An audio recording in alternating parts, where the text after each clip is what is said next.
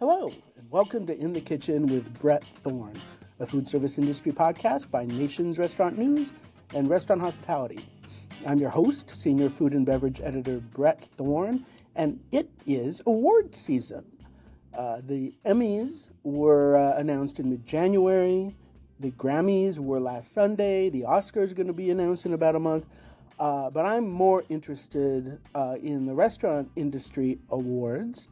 The James Beard Foundation just announced the semi-finalists for the Restaurant and Chef Awards. They actually did that about 2 weeks ago in late January. And the Beard Awards have changed a lot in recent years. I think for the better in that they're now recognizing a wider variety of chefs, and they're not merely recognizing them for their culinary excellence, but for their community involvement, their activity as good citizens, which I think is great. I think it's a positive change, but it's a change. And I think at least for the time being, let's say for the next few years, it's going to take away from their prestige, because we understood before what the Beard Awards were. They were a popularity contest of sorts, in which a pretty select group of chefs and food writers like me, I was a judge for quite a few years, kind of tended to hand the awards over to the same people over and over again. And once those people had won all the awards they were going to win, the torch was sort of passed on to their proteges. We gave them awards. And the foundation tried to shake that up a little bit, certainly for the sake of diversity. And we started giving more awards to women and people of color before the pandemic. And then the Beard Foundation took sort of a break on the awards for a couple of years and rebooted it substantially, so that there is sort of a morality component to the Beard Awards. They require that you not engage in the sort of antisocial activity that certain past award winners, Mario Batali most notably, ended up being accused of. And this obviously was difficult for the Beard Foundation to have handed awards to somebody and then they turned out not necessarily to be awesome. So now there's sort of a morality clause in the Beard Awards. And the thing about those sorts of rules is that you have to enforce them. And so there was a bit of scandal last year as certain semi-finalist names, I think semi-finalists, I don't think they actually made it to the next round, which is the nominees. Their names were withdrawn. There was a bit of a kerfuffle about all of that. But, I mean, that's sort of what you have to do. In the meantime, the awards now go to good actors who do great things. And that's positive, very positive as far as I'm concerned. But as I said, since we don't really know what that means, how does it shake out, what does it say about the chefs and their restaurants that win awards and their food and beverage, it's going to take a while for us to adjust. And this is something that I'd love to hear what you guys think. You can write in to me at brett.thorne@informa.com. And now I want to talk about my guest, Julia Zhu, who is the managing partner for the U.S. for Grandma's Home. This is a chain of about 200 restaurants in 60 cities in China, and it features the cuisine of Hangzhou, which is a famous and ancient city in China, but not one that we've heard of a lot in the United States. It's an old historic city, a former capital of China. It's in the Yangtze River Valley, which is one of the cultural heartlands of China, and not that far from Nanjing, where I studied when I was a student in China for a semester, and then I was in Beijing for another semester. And so I really had a nice time talking to Julia about the unique cuisine of Hangzhou and the tea that is popular in the region. The most famous tea from Hangzhou is called Longjing, or Dragonwell tea, and it's a very lovely, elegant tea that I would recommend you try. We're going to talk more about this right now, because here is Julia Ju.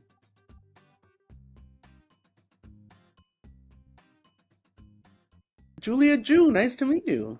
Nice to meet you, Brett. So tell me, what's your job at Grandma's Home, and then tell me all about Grandma's Home. Sure, I'm a managing partner at this first American grandma's home in Flatiron. Mm-hmm. Um, yeah, that's me. How did are you part of the family that started it all? Yes, so my dad is one of the founders at grandma's home in China, and he started the business with a group of his friends, and there's been over 200 locations in the past 20 years they've been growing this business in China. So all over China, or just in a specific part? It's sort of all over in China, and they started in Hangzhou, where um, this cuisine is based on, and now it's in all the major cities and as well as the smaller second, third tier cities in China. That's awesome. And Hangzhou is famous for a number of things. For West Lake, which is beautiful, and as sort of uh, a pretty ancient city, sort of in the heart of China, right, in the Yangtze River Valley. Yes, it's actually one of the seven historical capital cities of Imperial China. And then there's a lot of history. And I think also, as you mentioned, it's kind of a popular tourist attraction as well for the West Lake and also the river and bodies of waters. And also Longjing tea, one of the most Yeah, famous teas in China, is from Hangzhou, right? yes. So we are sort of thought of as the green tea capital of China, Hangzhou, and Longjing, the village, is located in Hangzhou. And if I remember correctly, there's an old Chinese saying that the heavens have the sun and the moon, and Earth has Hangzhou and Suzhou. Do you know that one? Yes, exactly. We're the So heaven on earth.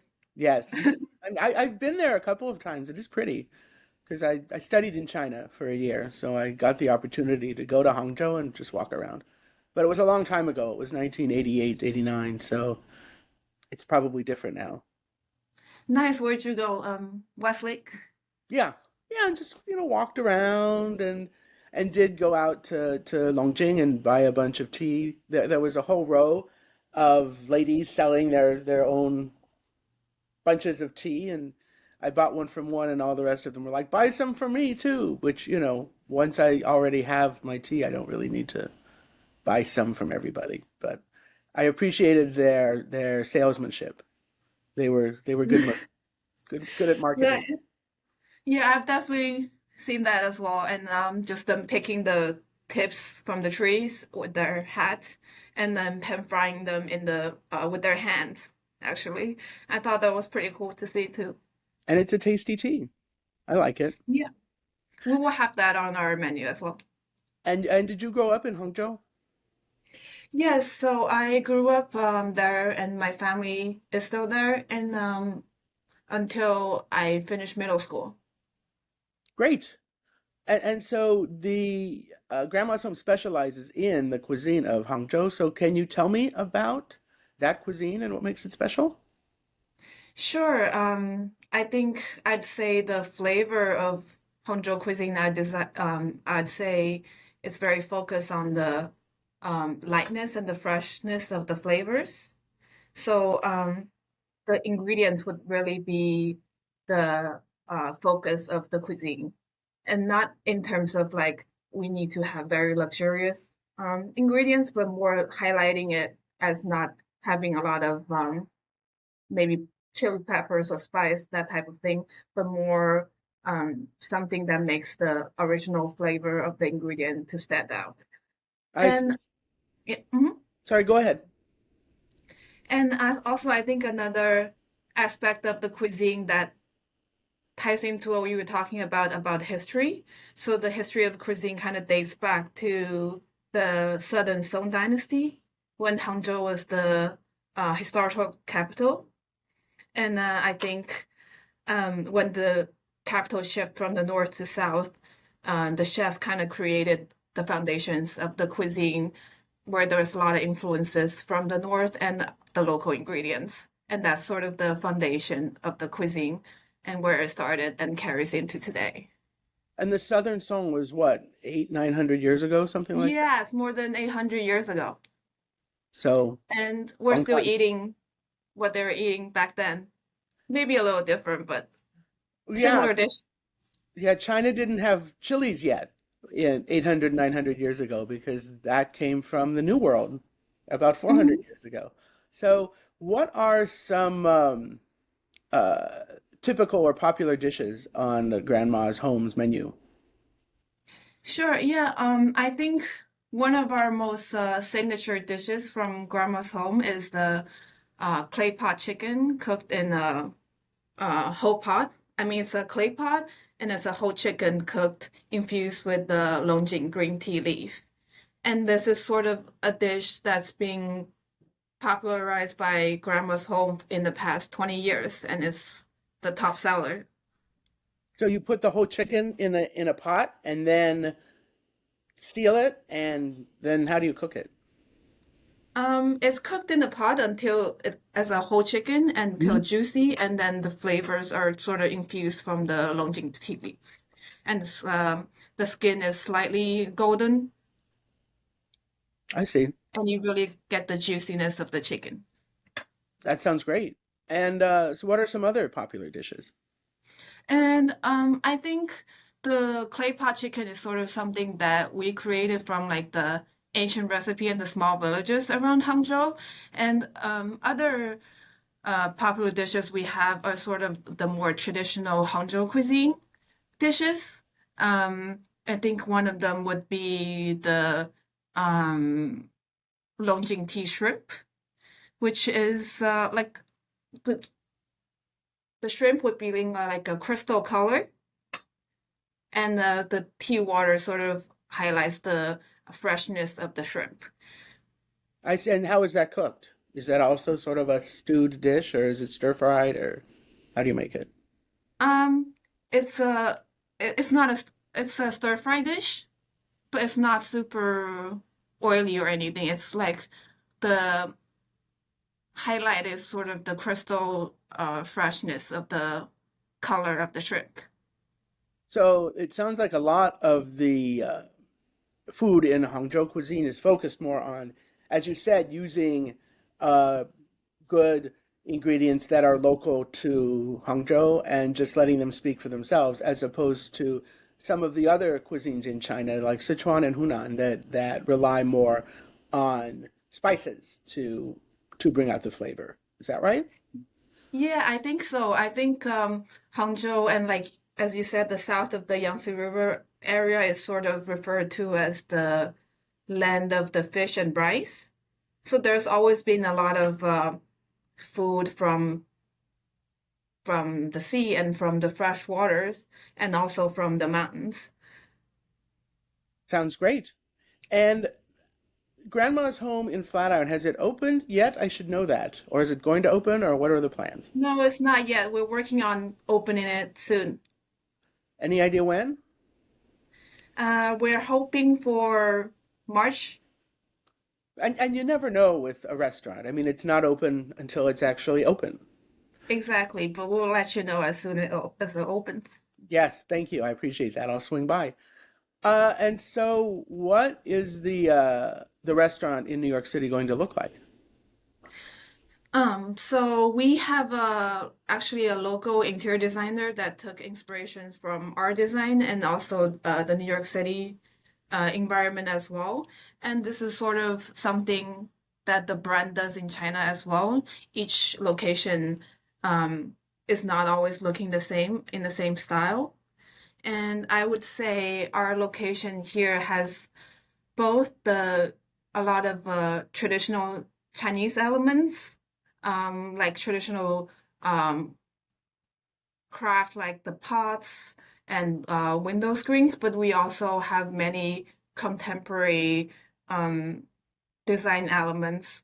And we've included things like artists, Chinese artists from contemporary Chinese artists from all over the world in the space. So you get the sense of both the old and the new and the traditional.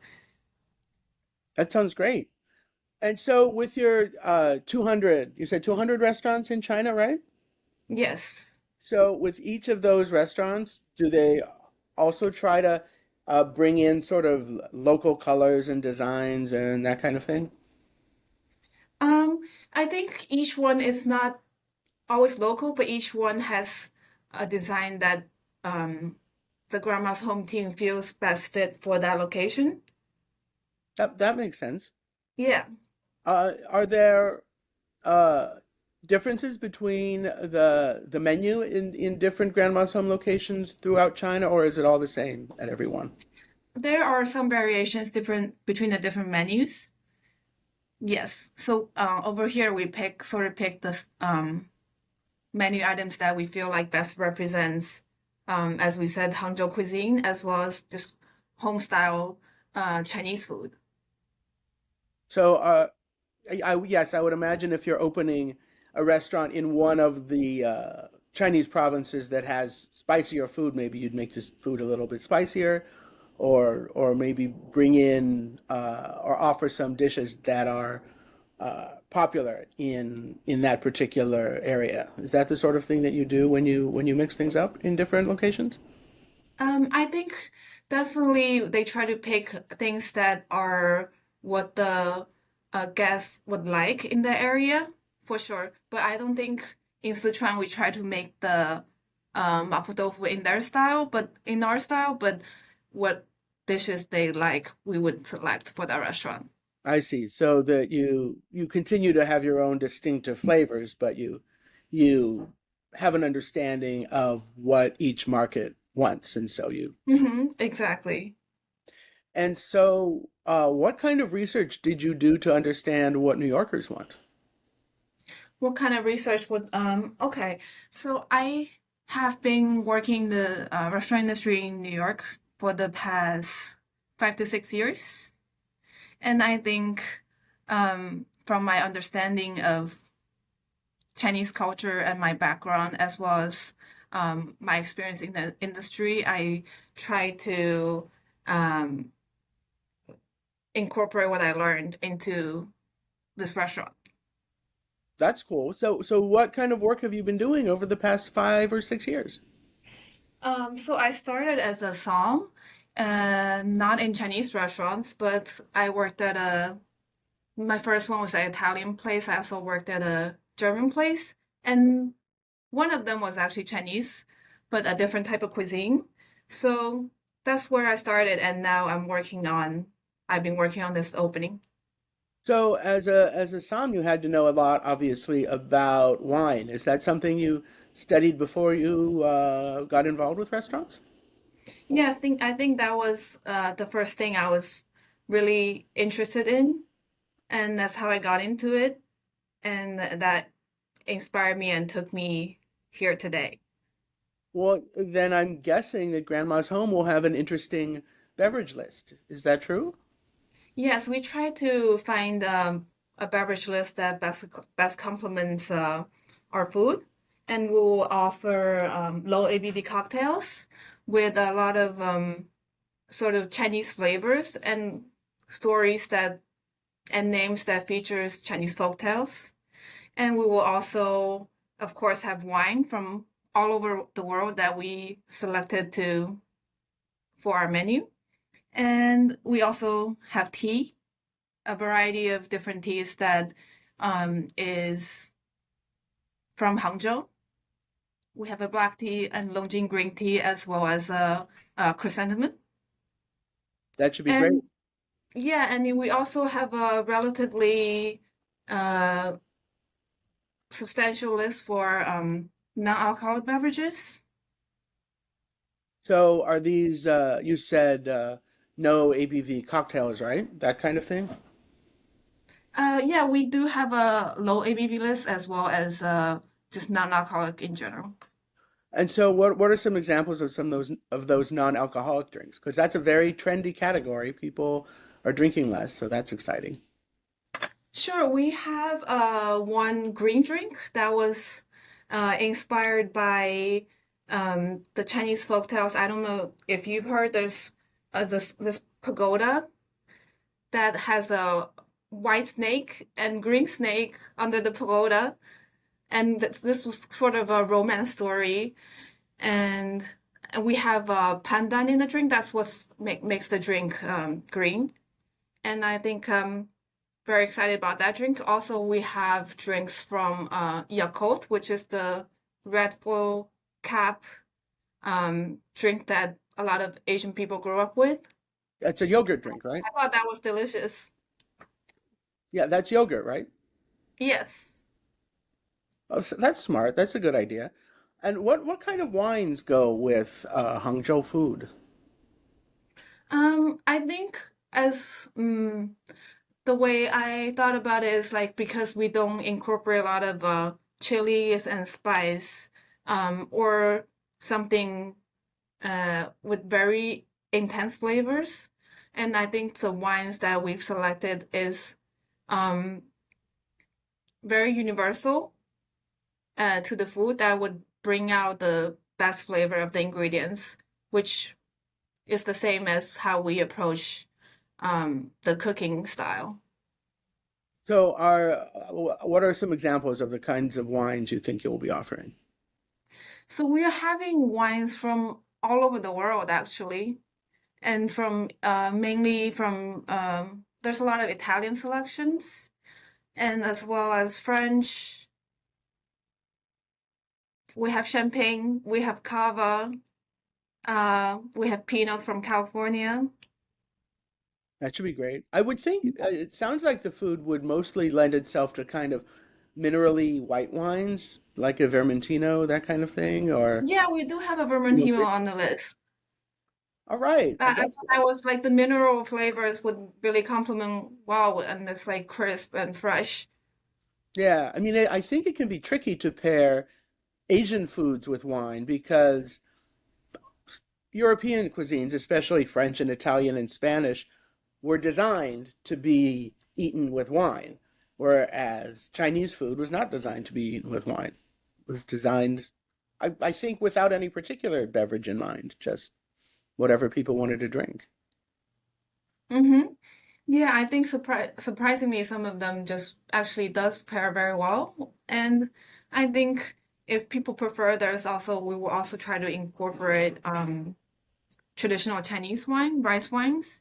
We're still working on that, but hopefully we will have that on our menu as well. How about baijiu? You're going to do anything with baijiu? No, so we're still working on our liquor license. Okay. So right now we'll have the low ABV things. Well, that's fair. And Mhm. baijiu can be challenging for non-Chinese people. It's a very aggressive flavor. Yeah, it is a very aggressive flavor. So maybe you'll make that onto the cocktail list, maybe not. Um, Yeah, maybe one day. right. So you're opening in New York, hopefully in March. Do you have plans for other cities in the United States? So right now we are focused on just this getting the first one ready, but we would love to have more in the future. Yeah. I would love for them to be more of them too. Is this your first market outside of China that Grandma's Home is going to? No, we had one opening in Canada. Oh, what part? Montreal? Toronto. There's Oh, a town called Markham. It's like a huge Chinatown. oh, okay. Yeah, there's a lot of great Chinese restaurants over there. That'll be fun. And it's open already? It was open, but then it unfortunately didn't work out during COVID. Yeah, that happened to a lot of restaurants. There's no shame in that. Sometimes restaurants close. So, uh, have you hired all of the staff for the restaurant yet, or are you still trying to find more people? We are still trying to find more people, but we have all the core team are we've been working closely together for a long time. And is there a chef? And is that chef from China or from someplace else? So the menu was sort of a collaboration between our chefs in China as well as the Chinese chefs in New York City. Um, so um, I guess our executive chef here is a very experienced Chinese chef in who's been working in the industry, Chinese restaurants in New York for a while, but he's been training in a grandma's home in China, and he's also come back and with our executive chef in China to work on the menu together, and they will continue to work together for our menu over here. That sounds great. Um, how do you think the food of Grandma's home is different from the Chinese food that is available now in New York City? I think the biggest difference is the type of cuisine. I think the most popular cuisine in Chinese cuisine, region-wise, would be Sichuan and maybe dim sum in New York. And I think um, Hangzhou cuisine is something that is new and not maybe not as popular here. Yeah, don't think I've ever seen a Hangzhou restaurant in the United States. If I Yeah, did, I forgot. yeah, I'm very excited about sharing my flavors from home. So Julia, how did you end up in New York City? Um, I'm not sure. I think I moved here because I thought it was a very exciting city, and then I started working as a som, and then met more people, and I love it here. And I think there's so much happening, and I would love to be part of it.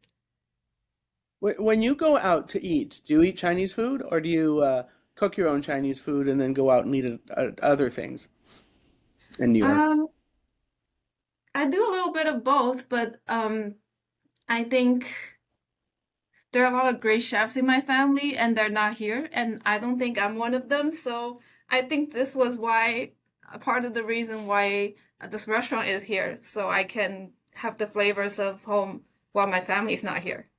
Oh, well, that's fun. Yeah, as I mentioned to you, I studied in China for a year, and Hmm. uh, it's interesting. People always ask me the same questions, and one of them was, can you get used to eating Chinese food? Which I always thought was a funny question because it's not that hard to get used to Chinese food. Chinese food is delicious, but it's something that Chinese people always ask me, always ask the same question. Are there the same, do people in the United States ask you the same questions over and over again when they meet you? Um, I think not as much. I think food is a big topic in Chinese culture. It's sort of Yes. a conversation starter. Maybe you've experienced that when you were in China. Yeah, they love talking about food, and I love that. They also ask, can you use chopsticks? Which, yes, that's not that hard. I can use chopsticks. Also, I was a student, so they would ask me how much money my parents made, which was something that fascinated them. Yes, that definitely happens. So when I go back Yeah. home and people would ask me, how much money are you making? Right. Very direct. Well, yeah, I mean, it's just certain things you're allowed to ask. And I guess in China you can ask people how much money you make. In the United States, it's not considered an appropriate question, although I'm not exactly sure why. But Hmm. you're not supposed to That's ask. very interesting. But in Yeah, I China, never thought about that. in China, people like asking about money. Also, I mean, if I just said hello to them in Chinese, they were like, "Whoa, your Chinese is so good," and all I said was "ni hao," which is not. That I doesn't. know I don't get the same type of compliments here. I'm sorry. Well, I think you speak English very well. Good Thank job. you. Yeah. You. Yeah, it's interesting how different cultures adjust to foreign visitors. And I was in China, as I said, in 1988, 89. So uh, in Beijing, they were used to seeing foreigners, but I spent a semester in Nanjing, and just by walking in a room, I would draw crowds. Like people would all turn their heads and stare at me. It was, Yeah, I'd imagine it'd be even less back then, but then I think even today there it's not as diverse as it is in New York. So I think a lot of people turn around and look when they see a yeah. foreigner. Maybe in Hangzhou as well. I think it's more common, but it's still not as common as it is in New York. Well, I mean, that's true in most other American cities too. I mean, New York is really a big melting pot. I mean, a bunch of other cities are too, but New York is one of them. And even sometimes in Beijing, people would wonder, what is this foreign person doing? Especially if you go into, a non-touristy neighborhood. But it was always very safe. No one was ever mean. They were just like, Hmm. what you doing here? I mean, they would occasionally make remarks, and refer to me as a Lao Wai and things like that, which is, for a non-Chinese speaking audience, Lao Wai is a not especially polite word for foreigners. There are worse ones, but it's not a super nice one. It's Um, not? no, well, Lao Wai to me always meant, you were kind of a dumb foreigner. But Hmm. maybe not. Maybe you guys mean it differently than I interpreted it. I always thought it was just a neutral word. Oh, well, maybe it is. And if your intention is neutral and not hostile, then I'll take it as neutral. I think you're right. I think it's in intentions. Yeah. And if Yeah. that and no one was too mean. They were all pretty good. That. Um, and I think I don't have any more questions for you. I think we've had a nice conversation, and it was a I pleasure think to so meet you. as well. Not pleasure to meet you as well. Great. Well, Julia Ju, thanks for joining me, and I'm looking forward to checking out Grandma's home. Thank you, Brad. It's a great having a conversation with you.